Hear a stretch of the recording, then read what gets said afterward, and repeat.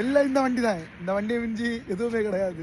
Hi friends, நம்ம இப்போ எங்கே போகிறோன்னா பாண்டியாரன் லோவோ பார்க்க போகிறோம். அதான் பெங்களூருக்கு. நம்ம தான் இன்னும் அடி கிடச்சான்னு தெரியாது. இன்னும் போயிட்டு தான் தெரியும். இப்போ இங்கே போயிட்டு இருக்கோம். இன்னும் நைட்டு போய் எத்துருவோம்னு நினைக்கிறேன். இப்போ கிளம்பினோம். மணி ஏற்றாச்சு, 10:45 ஆயிடுச்சு. இனி எப்போ போய் எத்தவும் தெரியாது. வாய்ஸ் நாங்கள் இப்போ அவனுக்கு ஆளா பார்க்க இடத்துல வண்டி சோலி முடிஞ்சிருச்சு. சோலி முடிஞ்சு ஓர ஹீட்டாகி கைவில் வண்டி நிற்க பாருங்கள். தெரியுதா? வண்டி ஃபுல் ஹைவே ஆகும். எவனாவது அடித்து பறத்து கொண்டு போகணும் தெரியாது. வண்டி மொத்தம் சோலி இருந்துச்சு. என்னாச்சும் தெரியல. இன்ஜின் ஜாம் ஆச்சா, வால்ட்ரு தண்ணி ஓர ஹீட்டாக இதாச்சான்னு தெரியல. வண்டி ஃபுல்லாக ஒதுக்கிட்டு இருக்கோம். இன்னைக்கு பார்த்தா தெரியும். நான் மெக்கானிக் விழிச்சிருக்கேன். மெக்கானிக் போயிட்டு இருக்கேன். எப்படி தெரியல. காய்ஸ் சோலி முடிஞ்சுது. காய்ஸ் வண்டி நம்ம ராஜா மாதிரி இருந்து வண்டி. காய்ஸ் சோகமான நியூஸு என்னாச்சுன்னா, வண்டி சோலி முடிஞ்சிருச்சு. அவ்வளோதான்.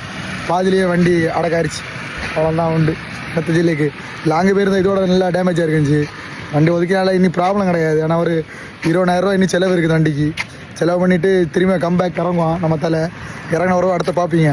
இன்னொருத்தோட இனி போக்கு எப்படின்னு தெரியல. இனி போகிறோமா போகலையான்னு ஒரு பிளான் இல்லை. இந்த வீடியோ இப்போ போடுறேன்.